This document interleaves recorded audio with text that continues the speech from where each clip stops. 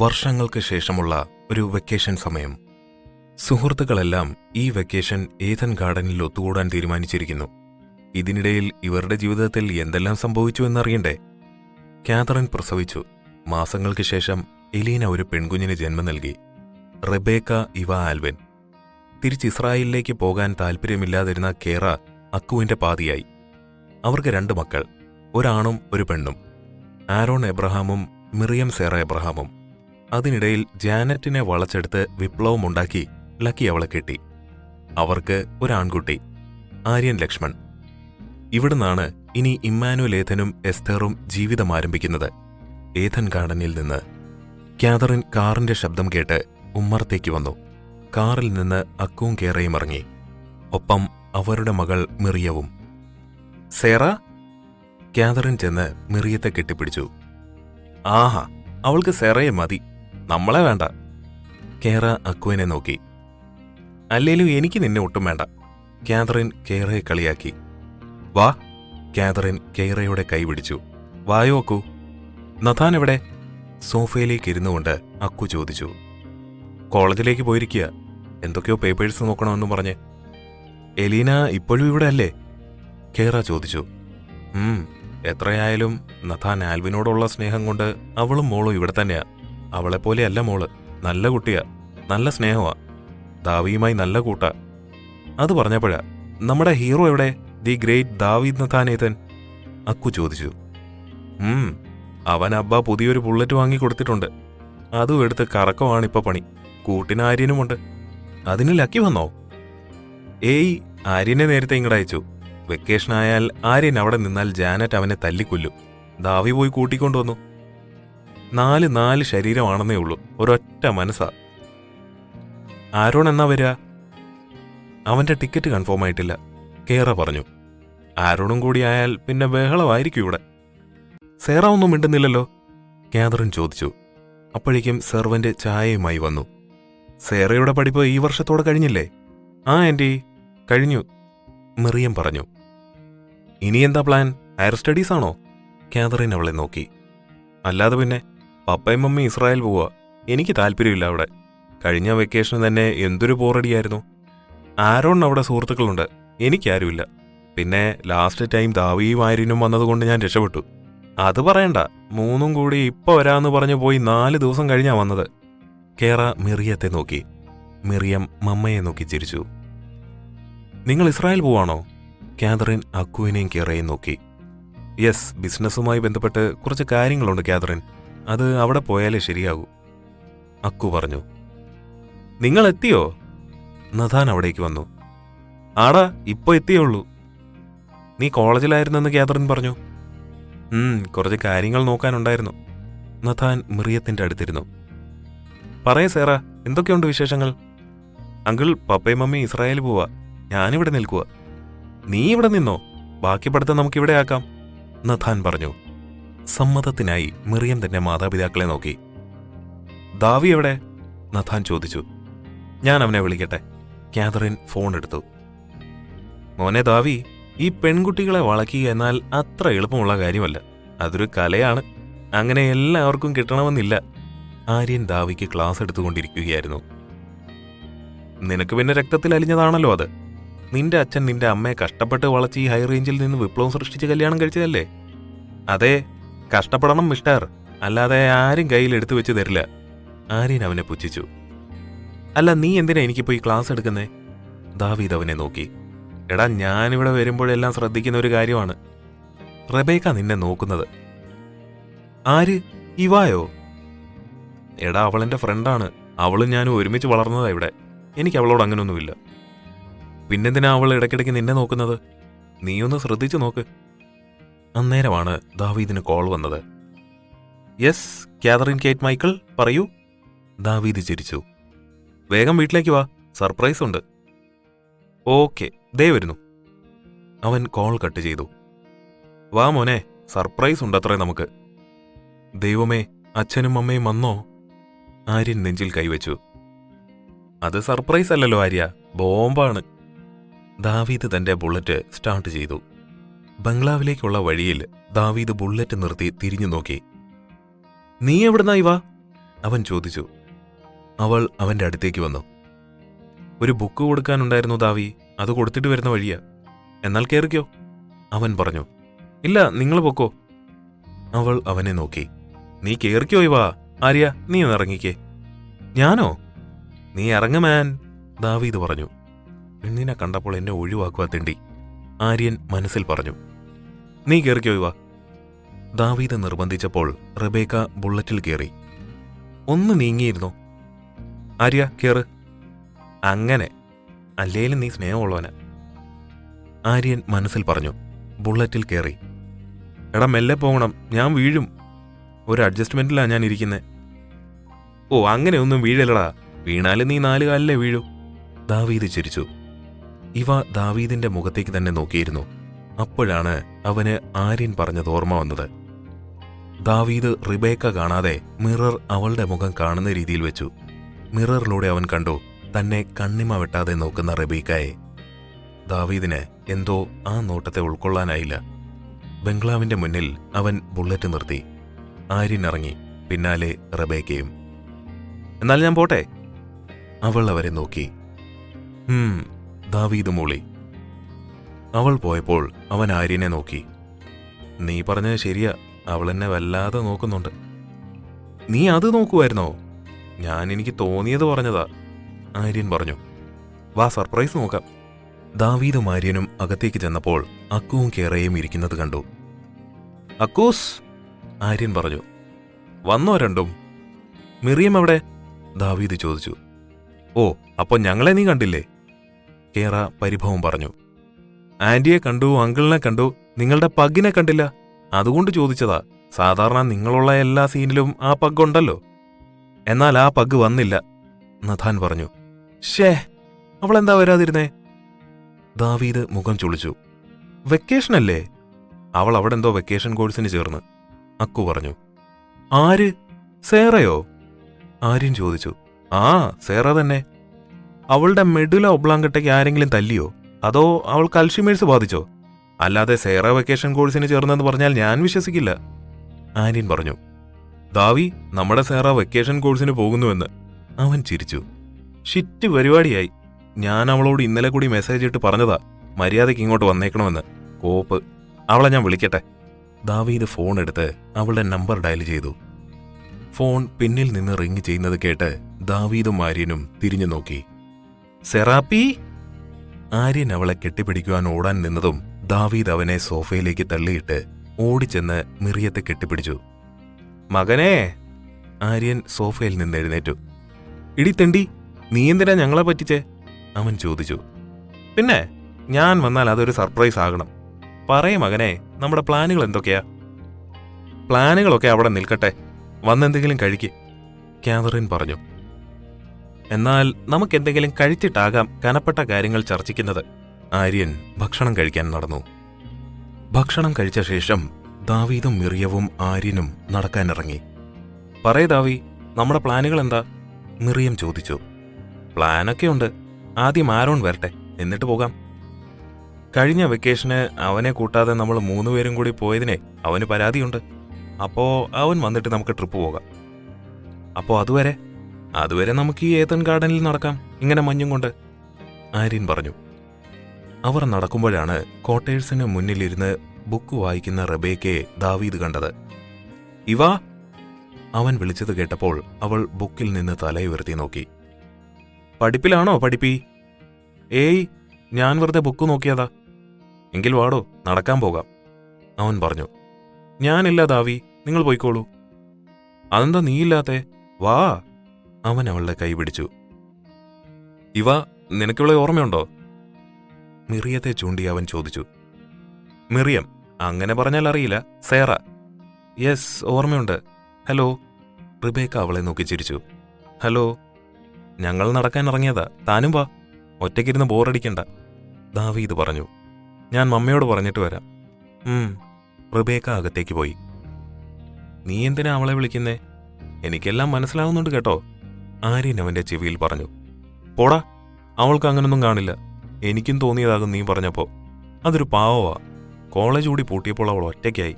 ഞാനല്ലാതെ വേറെ കൂട്ടൊന്നുമില്ല അവൾക്ക്. പാവമല്ലേ, ഒന്നുമില്ലേലും നമ്മളെപ്പോലെ നമ്മുടെ കൂട്ടത്തിൽ നടക്കേണ്ടതല്ലേ അവളും. അവളുടെ പപ്പ ജീവനോടെ ഇല്ലാത്തതുകൊണ്ടല്ലേ. മിറിയം അവനെ നോക്കി പറഞ്ഞു. അല്ലേലും നിനക്ക് ബുദ്ധിയുണ്ട്, ഇവനൊട്ടുമില്ല. ദാവീദ് ആര്യനെ കളിയാക്കി. എനിക്ക് റിബേക്ക ഇഷ്ടമല്ലാഞ്ഞിട്ടൊന്നുമല്ല, പക്ഷേ അവളുടെ മമ്മയുടെ നോട്ടം കാണുമ്പോഴാണ്. അത് നീ മൈൻഡ് ചെയ്യേണ്ട കാര്യമില്ല, കഴിഞ്ഞില്ലേ? അവൻ ആര്യനെ നോക്കി. മമ്മ സമ്മതം തന്നോ? ആര്യൻ റിബേക്കയോട് ചോദിച്ചു. അവൾ മൂളി. മഞ്ഞും കൊണ്ട് അവർ 4 പേരും നടന്നു. മഞ്ഞിറങ്ങി തുടങ്ങിയപ്പോൾ ദാവീദ് മിറിയത്തിന്റെ കഴുത്തിൽ ചുറ്റിക്കിടക്കുന്ന ഷോൾ എടുത്ത് അവളുടെ തലയിലൂടെ കെട്ടിക്കൊടുത്തു. മൂക്കിൽ 2 പഞ്ഞി കൂടി വെച്ച ശവമായി. ആര്യൻ ചിരിച്ചു. ദാവീദും. മിറിയം മുഖം വീർപ്പിച്ച് അവിടെ നിന്ന് ഓടിപ്പോയി. ഷെടാ. ദാവീദ് ആര്യനെ നോക്കി. നിന്നെ ഉണ്ടല്ലോ, വെറുതെ ആ പെണ്ണിനെ. ഡീ നിൽക്ക്. അവൻ പിന്നാലെ ചെന്നു. ദാവീദ് സേറയുമായി നല്ല കൂട്ടാണല്ലേ? റിബേക്ക ചോദിച്ചു. കൂട്ടാണോ എന്നോ? അവൻ ഈ ലോകത്ത് ഇഷ്ടമുള്ള 2ാമത്തെ പെണ്ണ് സേറയാണ്. ആദ്യത്തേത് അവന്റെ മമ്മയും. സേറയെ അവൻ പകന്നാ വിളിക്കുക. അവളില്ലാത്ത ഒരു സീനുമില്ലെന്ന് ഇടയ്ക്കിടയ്ക്ക് പറയുന്നത് കേൾക്കാം. സേറ എന്തു പറഞ്ഞോ അത് ദാവീദ് നടത്തി കൊടുത്തിരിക്കും. കഴിഞ്ഞ വെക്കേഷന് ഞങ്ങൾക്ക് ഇസ്രായേലിൽ പോകാനുള്ള എല്ലാ ഫോർമാലിറ്റീസും കഴിഞ്ഞതാ. പക്ഷെ നഥാനങ്ങൾ സമ്മതിച്ചില്ല ദാവിയെ പറഞ്ഞയക്കാൻ. അവനില്ലാത്തതുകൊണ്ട് ഞാനും പോയില്ല. സേറയും അവളുടെ ബ്രോ ആരോണും പോയി. കുറച്ച് ദിവസം കഴിഞ്ഞ് ദാവി എന്നെ വിളിച്ചു പറഞ്ഞു നമുക്ക് ഇസ്രായേൽ പോകാമെന്ന്. സേറ വിളിച്ചു അവൾക്കവിടെ വൻ ബോറടിയാണെന്നൊക്കെ. അങ്കിളിനോട് വഴക്കിട്ട അവൻ പോയതെന്ന്. ശരിക്കും സേറ ഞങ്ങളുടെ താഴെയാണ്, നാവ് കൊണ്ട് ഞങ്ങളുടെ ചേച്ചിയും. ആര്യൻ പറഞ്ഞത് കേട്ട് റിബേക്ക ദാവീദ് പോയ വഴിയെ നോക്കി നിന്നു. നീ നിൽക്കുന്നുണ്ടോ? ദാവീദ് അവളുടെ കൈപിടിച്ചു. നിനക്ക് ആര്യനെ അറിഞ്ഞൂടെ? അവൻ വാ തുറക്കുന്നത് കഴിക്കാനും കളിയാക്കാനുമാണ്. നമ്മുടെ ആര്യനല്ലേ, നിന്നെ ആദ്യമായിട്ടല്ലല്ലോ അവൻ കളിയാക്കുന്നേ. നീ എന്തിനാ ചിരിച്ചേ? മിറിയം ചോദിച്ചു. അത് പിന്നെ വെറുതെ ചിരിച്ചതാ. അപ്പോ പറയേ, എന്നെ കാണാൻ ഡെഡ് ബോഡി പോലെ ആണോന്ന്? നീ എന്റെ പക്കല്ലേ, വാ പോകാം. ഇനി നിന്നാ ഇരുട്ടാകും. അവൻ അവളുടെ കൈപിടിച്ച് നടന്നു. ദേ വരുന്നു, റിബേക്ക പറഞ്ഞു. പിണക്കം കഴിഞ്ഞോ സേറാപ്പി? ആര്യൻ ചോദിച്ചു. നീ പോടാ, നിന്നോട് കൂട്ടില്ല. അവൾ ദാവീദിന്റെ കൈ മുറുക്കെ പിടിച്ചു. നേരം ഒരുപാടായി, നമുക്ക് പോകാം, അവൻ പറഞ്ഞു. ദാവീദും മിറിയവും മുന്നിൽ നടന്നു. പിന്നിൽ ആര്യനും, ആര്യന് പിന്നിൽ റിബേക്കയും. മിറിയത്തിന്റെ കഴുത്തിലൂടെ കൈവച്ച് അവളോട് ചിരിച്ച് സംസാരിച്ച് നടക്കുന്ന ദാവീദിനെ കണ്ടപ്പോൾ റിബേക്കയ്ക്ക് ദേഷ്യം വന്നു. അമ്മേ! ശബ്ദം കേട്ട് ആര്യനും ദാവീദും മിറിയവും തിരിഞ്ഞു നോക്കി. നിലത്ത് വീണ് കിടക്കുന്ന റിബേക്കയാണ് അവർ കണ്ടത്. ആര്യനും ദാവീദും ഓടിച്ചെന്ന് അവളെ എഴുന്നേൽപ്പിച്ചു. എന്താടോ? ഈ വേര് തട്ടിയതാ, കാല് നല്ല വേദന, അവൾ പറഞ്ഞു. അറിയോ ഓക്കെ? മിറിയം ചോദിച്ചു. കുഴപ്പമില്ല, ഞാൻ കൈപിടിക്കാം, ദാവീദ് പറഞ്ഞപ്പോൾ റിബേക്ക അവന്റെ കൈപിടിച്ച് നടന്നു. അയ്യോ, എന്താ മോളെ? ദാവീദിന്റെ കൈപിടിച്ചു വരുന്ന റിബേക്കയെ കണ്ടപ്പോൾ എലീന ഓടി വന്നു. ഒന്നുമില്ല എലീന ആന്റി, റിബേക്ക ഒന്ന് വീണു, ആര്യൻ പറഞ്ഞു. ദാവീദ് അവളെ കസേരയിലിരുത്തി. വേദനയുണ്ടോ മോളെ? കുഴപ്പമില്ല മമ്മ, ഇത് മാറും. മമ്മ ഓയിൻമെന്റ് തേച്ചു തരാം. എലീന ഷെൽഫിൽ നിന്ന് ഓയിൻമെന്റ് എടുത്തു. താൻ റെസ്റ്റ് എടുക്ക്, പോകാം. ദാവീദ് മിറിയത്തെയും ആര്യനെ നോക്കി. ബംഗ്ലാവിലേക്ക് ചെല്ലുമ്പോൾ അവരെ കാത്ത് വേറെ 2 പേർ നിൽക്കുന്നുണ്ടായിരുന്നു, ലക്കിയും ജാനറ്റും. ദൈവമേ! ആര്യൻ തന്റെ മാതാപിതാക്കളെ കണ്ടപ്പോൾ അറിയാതെ വിളിച്ചുപോയി. ഹൈ ജാനു! അവൻ അവന്റെ അമ്മയെ കെട്ടിപ്പിടിച്ചു. എപ്പോ എത്തി? ഇപ്പോ എന്ന് അവൾ ആംഗ്യം കാണിച്ചു.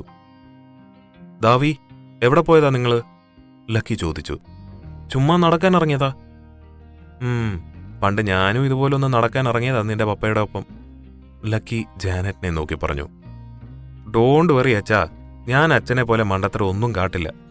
ആര്യൻ ചിരിച്ചപ്പോൾ ജാനറ്റ് ലക്കിയെ നോക്കി കണ്ണുരുട്ടി അകത്തേക്ക് പോയി. രാത്രി ബംഗ്ലാവിലെ ആഘോഷങ്ങൾ ജനലിലൂടെ നോക്കി നിൽക്കുകയായിരുന്നു റിബേക്ക. മോളെന്താ നോക്കുന്നേ? എലീന ചോദിച്ചു. ബംഗ്ലാവിലാകെ തിരക്കാമമ്മ, അത് നോക്കി നിന്നതാ. പപ്പ ഉണ്ടായിരുന്നേൽ നമ്മളും അവിടെ ഉണ്ടാകുമല്ലേ മമ്മ? അവൾ മേശമേലിരിക്കുന്ന ആൽവിന്റെ ഫോട്ടോയിലേക്ക് നോക്കി പറഞ്ഞു. റിബേക്കയുടെ നിഷ്കളങ്കമായ ചോദ്യത്തിനു മുൻപിൽ എലീനയ്ക്ക് ഉത്തരമില്ലായിരുന്നു. നിനക്ക് സങ്കടമുണ്ടോ? ഇല്ല മമ്മ, ദാവിയും സേറയും അങ്കിളും ആന്റിയും എല്ലാം എന്നോട് അങ്ങോട്ട് വരണമെന്ന് പറഞ്ഞതാ. എന്റെ മമ്മ പോകാത്തടുത്ത് ഞാനും പോകുന്നില്ല, അവൾ എലീനയെ കെട്ടിപ്പിടിച്ചു പറഞ്ഞു. കോളിംഗ് ബെല്ലിന്റെ ശബ്ദം കേട്ട് റബേക്ക അവളുടെ മമ്മയെ വെട്ടിച്ചെന്ന് ഡോർ തുറന്നു. നഥാനും കാതറിനുമായിരുന്നു. മോളോട് വരാൻ പറഞ്ഞിട്ട് മോളെന്താ വരാത്തെ? കാതറിൻ ചോദിച്ചു. ഒന്നുമില്ല ആൻറ്റി, അവിടെ ഗസ്റ്റ് എല്ലാം ഉണ്ടല്ലോ, അതാ ഞാൻ. അവിടുള്ള ഗസ്റ്റ് വേറെ ആരും അല്ലല്ലോ. ഇരുട്ടിൽ നിന്ന് ലക്കി അവിടേക്ക് വന്നു. നിന്റെ പപ്പയുടെ ഫ്രണ്ട്സ് തന്നെയാ. സേറ എങ്ങനെയാണോ അങ്ങനെ തന്നെയാ നീയും ഞങ്ങൾക്ക്. അക്കു അവളുടെ കൈ പിടിച്ചു. വായോ. അവൾ മമ്മയെ നോക്കി. എലീന മകളെ നോക്കിയൊന്ന് പുഞ്ചിരിച്ചു. എലീനയും വായോ, നഥാൻ പറഞ്ഞു. ഞാനില്ല, മോള് പോയിക്കോ. എലീന അതും പറഞ്ഞ് റൂമിലേക്ക് പോയി. ബംഗ്ലാവിലെ ചിരികൾക്കും സന്തോഷങ്ങൾക്കുമിടയിലായിരുന്നു റബേക്ക. ഭക്ഷണം കഴിച്ചു കഴിഞ്ഞ് എല്ലാവരും ഗാർഡനിൽ ഒരുമിച്ചിരുന്ന് സംസാരിക്കുകയായിരുന്നു. റൂമിൽ ഫോൺ ചാർജ് ചെയ്യാനിട്ട് ഇറങ്ങുമ്പോൾ മുകളിൽ നിന്ന് എന്തോ ശബ്ദം കേട്ട് ദാവീദ് അവിടേക്ക് ചെന്നു. ഇമ്മാനുവലിന്റെ ലോക്ക് ചെയ്തിരുന്ന ഓഫീസ് മുറി തുറന്നു കിടക്കുന്നു. ലൈറ്റിട്ട് ദാവീദ് നോക്കിയപ്പോൾ ഒരു ബുക്ക് താഴെ കിടക്കുന്നു. അവൻ അതെടുത്ത് തുറന്നു നോക്കി. ഇമ്മാനുവലിന്റെ ഫോട്ടോസ് നോക്കി നിന്നു അവൻ. കുറച്ചു കഴിഞ്ഞപ്പോൾ ആ ബുക്കെടുത്ത് അവൻ റൂമിലേക്ക് കൊണ്ടുചെന്ന് വെച്ച് പുറത്തേക്ക് പോയി. എന്റെ അമ്മോ, അവിടെ പരദൂഷണ കമ്മിറ്റി, അപ്പുറം വെള്ളമടി കമ്മിറ്റി. മറിയം വന്ന് ദാവീദിന്റെ അടുത്തിരുന്നു. ആരോണിന്റെ പാട്ടുകൾ മിസ് ചെയ്യുന്നു. ശരിക്കും ആരോണിന്റെ പാറമേലിട്ട് ചിരട്ട ഉരയ്ക്കുന്ന ആ ശബ്ദം മിസ് ചെയ്യുന്നു, ആര്യൻ പറഞ്ഞു. സിദ്ധ് ശ്രീരാമാണെന്നാ വിചാരം. കറക്റ്റ്. എത്ര ട്രോൾ ഇറക്കിയേക്കുന്നു നമ്മള്. മറിയം ചിരിച്ചു. ഇത്തവണ നമ്മൾ മാറ്റിപ്പിടിക്കുന്നു. നമ്മളെല്ലാം പാടി വെറുപ്പിച്ചിട്ടുണ്ട്. ഇവൻ മാത്രം രക്ഷപ്പെട്ടു. ആര്യൻ ദാവീദിനെ നോക്കി. യെസ് ദാവി, നീ പാട്, ഞങ്ങൾ ഇച്ചിരി പാടുപെടട്ടെ. മിറിയം എന്തോ ആലോചിച്ചിരിക്കുന്ന ദാവീദിന്റെ തല നോക്കിയൊന്നു കൊടുത്തു. റിബേക്കയ്ക്ക് ദാവീദിനെ ഉപദ്രവിച്ചത് കണ്ടപ്പോൾ ദേഷ്യം വന്നു. എന്താടി? പാട്. ഞാനോ? യെസ് മാൻ. അവൾ അവന്റെ തോളിൽ തലവെച്ചു. നിനക്കായി ഞാൻ പാട്ടു പാടുമ്പോ എനിക്കായി നീ കാത്തു നിന്നില്ലേ, നീ മറന്ന പാട്ടുകൾ നീ പകുത്ത നെഞ്ചിലേറ്റി ഓർത്തു പാടുമ്പോ നീ എനിക്കായി കാത്തു നിന്നില്ലേ, നീ എന്റെ സ്വപ്നമല്ലേ, നീ എന്റെ സ്വർഗമല്ലേ, പൂത്തരാവല്ലേ എന്റെ പൂന്തളിരല്ലേ, പൂത്തരാവല്ലേ എന്റെ പൂന്തളിരല്ലേ, കാത്തു നിന്ന ഈ മരത്തണലിൽ നനവായൊരോർമ്മ പൂക്കൾ തന്നവളേ, പെയ്തൊഴിഞ്ഞ തൂനിലാമഴയിൽ